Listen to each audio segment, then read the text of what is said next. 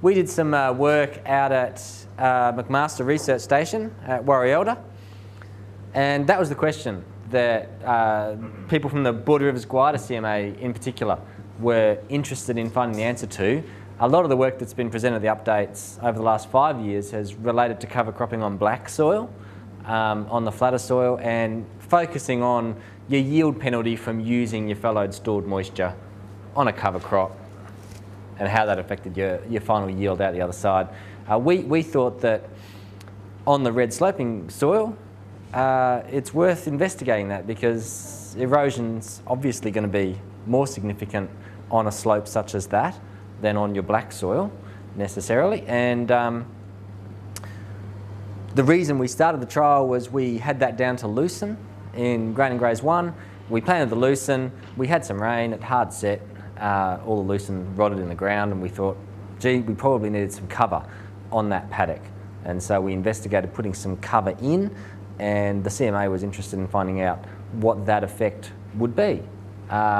We took it as an opportunity to trial a whole heap of PA tools, throw them at this paddock and see if we could actually detect treatment differences out the other side, just using PA tools. We did go in ground truth, we did break the CFI soil corer, taking some soil cores just before we planted our wheat,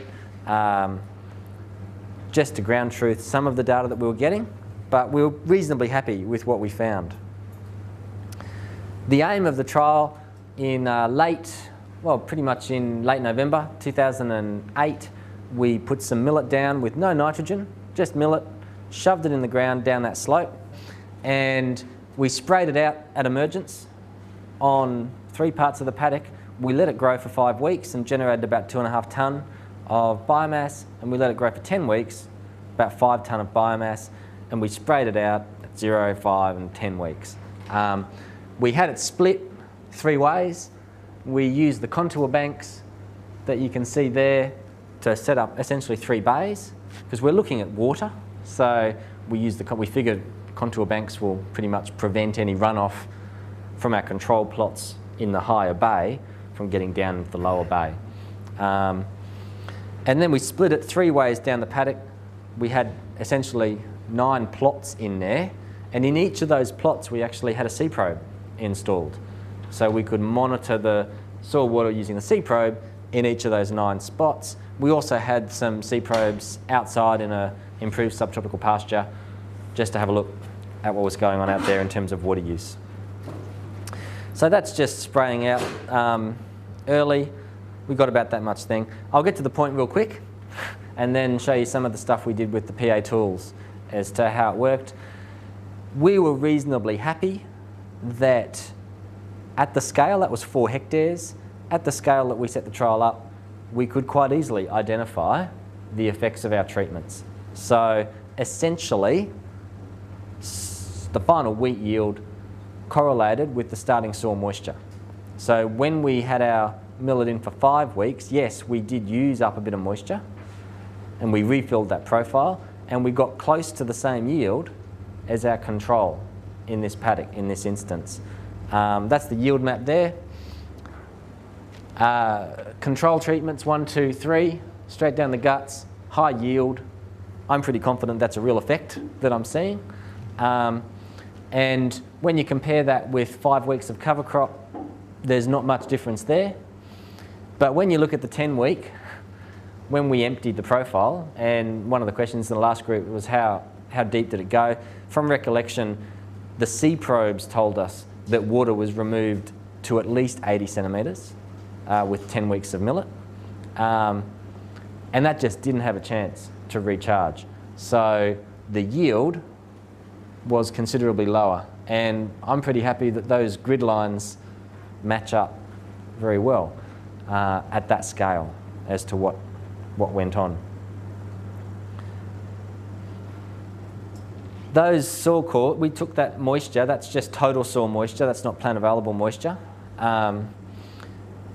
When we took those cores, we were also quite satisfied that when we looked at the sea probe data was telling us roughly that that's how much water we had in the profile. We were quite satisfied with the correlation, the match that the seed probe was quite an effective way of monitoring our soil moisture and looking at how much was used. So this is just the 10-week millet. This is just a cumulative sum from the seed probe data. So planted back here, it was a wet Christmas period in 2008, and then the millet got it away, drawing it down. We got a bit of rain, drawing it down, sprayed it out. The water use stopped. We've planted our wheat. We've started using it. We got a bit of rain, but there just wasn't anything underneath to fill the grain at the end of the day. Compare that with like a control, and over the fallow period, as you would hope, we just kept on accumulating moisture. That's the sum from the seed probe to a depth of 110 centimetres. We took our core to a metre so we could match that up. At about this point, I think we were out there in March, April to take that core and look at it. Just for comparison, the subtropical pasture next door, the seed probes were pretty good. I don't know how many of you have put seed probes in and used seed probe data? Yep, so it's pretty cool that I could actually sit at UNE in Armidale and watch the moisture in real time, drop out of my experiment without having to drive 2 hours, 26 and a half minutes to McMaster. This is the subtropical pasture. To the side, obviously it's at harvest that photo was taken, but it's actually quite steep use in the sense that the roots of an established subtropical pasture, I suspect, go down quite deep. The rain falls, the water goes in, and the water gets sucked straight back out again because it's an active system. It contrasts quite well with the wheat system. In terms of the precision ag, at UNE, I'm just a low-level player in David Lamb's group. If he has a question about soils or nutrients, then he comes and sees me, and if I've got a question about just about anything else, I go and see him. But one of the things they're playing games with is looking at whether you can use precision ag tools to get water use efficiency. And I know GRDC is quite interested in, there's lots of funding going into water use efficiency, and this was just some data from this trial that lends itself to suggest that you can actually look at water use efficiency. So this is just the change in an EM set of data over 6 weeks. So I think we measured it in August and in September, and we looked at the change in signal, the change in ECA, apparent electrical conductivity. And where it's reddest is where it was the biggest change, which, because we calibrate our EM, they've got a rig that they're pretty comfortable that we're getting true multi-temporal EM. I know that that's something that people have struggled to get. We're happy that we can calibrate the EM to draw those conclusions. So we would be reasonably comfortable that that is water missing or water used. And when we then match that up with crop circle data, at the same time, the increase in NDVI is greatest where the water use was highest. So you've got biomass produced using your NDVI signal and water used using your EM signal, and they're playing games. And don't ask me about the dark arts of GIS and rastering and stuff like that, but they're playing games that they're reasonably comfortable. They're getting close to a water use efficiency type precision ag tool. That's what they're working on now. I won't say that they've got it, but that's what they're working on now. This is just, how many of you have used Crop Circle, NDVI, Green Seeker? Pete, it's the same hands. Graham does it all the time. Yep. This was just Derek, who took the samples for us. It's far easier to take NDVI down the crop row. So that's this one here, north-south. And this one is east-west. This is going across the rows. And just to show you that this has probably got way more hairs on it than that.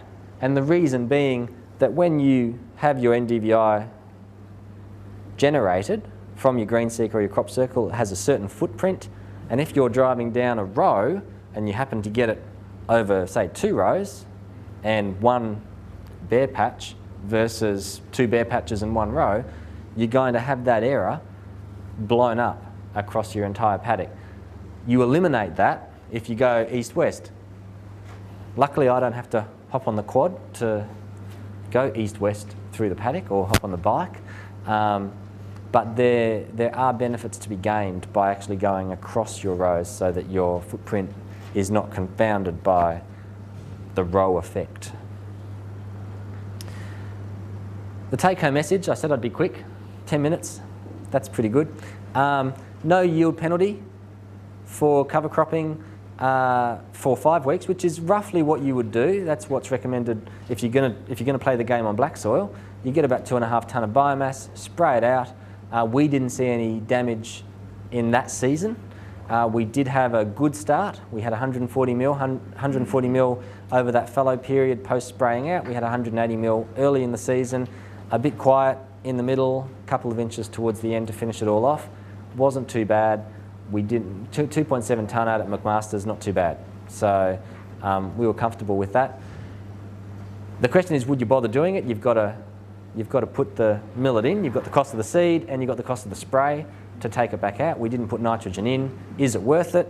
I would say on a sloping soil such as that, that is prone to erosion and hard setting, then the cost in terms of that lost 2 or 3 millimetres of topsoil from not having the cover there will more than repay at the price of fertilisers at the moment. So we haven't done those sums, and we didn't put flumes in that experiment. We were more interested in playing with the toys than actually getting the flumes in to look at the soil loss.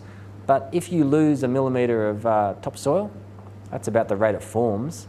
So if you can keep that topsoil, you're ahead in the long run. But that's the soil scientist in me speaking. We need to be doing a lot more on soil erosion, I suspect, particularly in the future. I was happy with the Precision Ag tools that they could see it at that spatial scale, those treatment effects. Pretty relaxed about that. We had a field day. That's standing in the 10-week millet in the 10-week millet crop there. Haven't really got that good canopy closure there. That's right at the end or towards the end, and you had to wade through it in the control plot next door. I will thank the Border Rivers Guada CMA. They fronted up the money for all those sea probes, and without their assistance it wouldn't have happened. So if there are any questions, shout them out, or shout them to Pete, and I'll get Brooke to answer them this time. So. That's the watering you referred to as the end of the 10 weeks. No, that's the water going right into planting wheat. So that's the that's the profile before we planted the wheat. So the wheat was planted mid-April, but the millet was sprayed out in early February. And that's just soil moisture. That's just taking a core right before the wheat was planted.